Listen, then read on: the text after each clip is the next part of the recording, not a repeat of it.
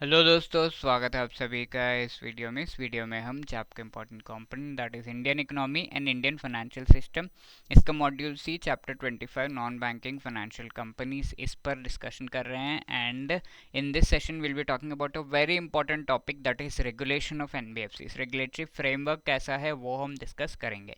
This video is part of the foundation series, जहाँ पर हम important topics of each and every component of JAIIB उनको लेकर आते हैं एंड उनसे किस तरीके का क्वेश्चन पूछा जा सकता है दैट आल्सो वी डिस्कस। ठीक है, तो इससे आपको अच्छा आइडिया लग जाता है कि एग्जाम में किस तरह के क्वेश्चंस पूछे जाते हैं। But before moving ahead, let me just remind you, if you are preparing for the JAIIB exam then definitely you should be considering कि आपको प्रॉपर गाइडेंस प्रोवाइड की जा रही ही हो।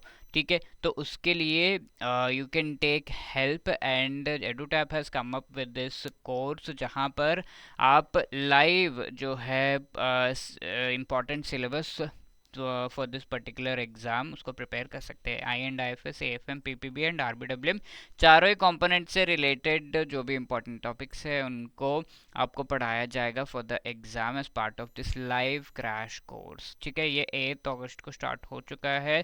सो आई वुड जस्ट रिक्वेस्ट कि क्विकली आप अपना जो है एनरोलमेंट करा सकते हैं इन दिस पर्टिकुलर कोर्स। इस कोर्स में लाइव क्लासेस के साथ साथ MCQs of each and every chapter, full length mock test and also for revision short notes भी प्रोवाइड किया जा रहा है। ओके, सो लिंक डिस्क्रिप्शन में दिया हुआ है, उसमें उसको क्लिक करके you can just join.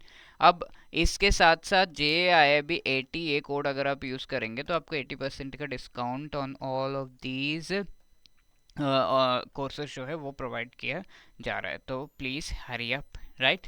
And in this session will be talking about the NBFC, उसका रेगुलेशन कैसे हो रहा है। तो डिफरेंट एनबीएफसी से डिफरेंट एक्टिविटीज़ करते हैं, तो based upon their activities different entities उन्हें रेगुलेट करते हैं, ये मैंने आपको पहले भी बताया। तो ये जो जनरली कंपनीज एक्ट के तहत एस्टैब्लिश किए जाते हैं and these companies can be NBFC जो कि आरबीआई के साथ रजिस्टर्ड है, तो उन्हें आरबीआई खुद ही regulate, supervise, surveillance and enforcement सारा कुछ आरबीआई ही करेगा। Now there can be companies which are non banking and non financial, यानी कि ना वो बैंकिंग कंपनीज है ना वो फाइनेंशियल कंपनीज है, तो फाइनेंस में अपना काम कर ही नहीं रहे, दे आर सिंपली कंपनीज। तो सारा कुछ रेगुलेटरी रिलेटेड वर्क जो है ministry of corporate affairs will be taking care. State में एनफोर्समेंट एजेंसी स्टेट गवर्नमेंट्स होंगे। ठीक है, अब अगर हम एनबीएफसीज की बात करें तो non banking but they are financial companies, because banks नहीं है बट फाइनेंशियल कंपनीज है। तो इसके टाइप्स देख लेते हैं। हाउसिंग फाइनेंस इंस्टीट्यूशन है तो नेशनल हाउसिंग बैंक के द्वारा ये ओवरसी, सुपरवाइज, सर्वेलेंस, एनफोर्समेंट वगैरह किया जाता है। Then merchant banking, stock exchanges, venture capital fund companies है, स्टॉक ब्रोकिंग, इन्वेस्टमेंट स्कीम्स वगैरह जो है सेबी के द्वारा इन्हें रेगुलेट किया जाता है। नौ निधि कंपनीज, म्यूचुअल बेनिफिट कंपनीज तो हमारा ministry of corporate affairs regulate करता है। चिट फंड कंपनीज को स्टेट गवर्नमेंट, इंश्योरेंस कंपनीज को IRDAI। तो इस पूरे टेबल में ये सारी चीज़ें तो आप नहीं भूलोगे, ये सब तो पता है कि सेबी कर रहा है। हाउसिंग फाइनेंस कंपनी है तो national housing bank, insurance company तो IRDAI। ठीक है, ये सब तो नहीं भूलोगे, the confusion will be here only. ठीक है, तो chit fund company state government, अगर आप ये याद रख लेते हो तो बाकी पूरा टेबल आपके लिए बहुत ही ईजी है, right. Chit fund company state government regulate करता है, तो बाकी जो निधि, म्यूचुअल बेनिफिट कंपनीज है वो ministry of corporate affairs relate करेगा। And in the exam also they have asked this only, chit fund company related question exam में आ चुका है, right. So this is the set of regulators. Now regulatory oversight RBI के द्वारा कैसे होती है। Amendments to chapter 3B of RBI act में एक्चुअली एनबीएफसीज को रेगुलेट करने से रिलेटेड प्रोविजंस नहीं थे, तो एक्ट को अमेंड किया गया, चेंजेस लाए गए एंड देन आरबीआई को थोड़ा ओवरसाइट एंड रेगुलेट करने से रिलेटेड पावर्स दिए गए। तो रजिस्ट्रेशन आरबीआई के साथ कराना है, नेट ओन फंड उन्हें मेंटेन करना है एक प्रॉपर लेवल का, अनइंकम्बर्ड अप्रूव्ड सिक्योरिटीज में ही वो जो है इन्वेस्ट एंड उनसे रिलेटेड ट्रांजैक्शन ही कर सकते हैं, यानी कि ऐसे सिक्योरिटीज जो कि अनइंकम्बर्ड हो। Unencumbered means there must be no strings attached, यानी कि अगर आप इन सिक्योरिटीज को देखो तो कोई पेंडिंग पेमेंट्स या फिर किसी तरह का कंप्लायंस रिलेटेड इश्यूज इसमें नहीं होना चाहिए।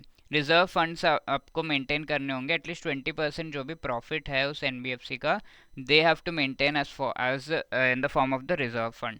देन आरबीआई के पॉलिसीज को जो है फॉलो करना है related to income recognition, accounting standards etcetera. RBI directions issue करेगा तो उन्हें फॉलो करना है। आरबीआई स्पेशल ऑडिट ऑर्डर कर सकता है। आरबीआई एनबीएफसी इन एनबीएफसीज को प्रोहिबिट करता है कि वो कोई भी एसेट्स को एलिनेट करके ना जाए, ठीक है, किसी पर्टिकुलर एसेट को फाइनेंस कर रहे हैं तो बीच में उस कॉन्ट्रैक्ट में से बाहर ना निकले एंड ऐसे हरकतें ना करें। Also RBI winding up petitions दे सकता है NBFC related to the specific regulators कि हाँ इसको वाइंड अप करो, इसको एनबीएफसी को क्लोज करो, it is not functioning properly, right, so please take care, ऐसे करके। Okay, so these are the few things related to the regulation. Now let us answer this question. Chit fund companies are regulated by which among the following? State government, the RBI, SEBI, Ministry of Corporate Affairs. So state government is the right answer, right? We have seen this. Nidhi companies and mutual benefit companies को ministry of corporate affairs है, but यहाँ chit fund है तो state government, A will be the right answer. This is a homework question for you.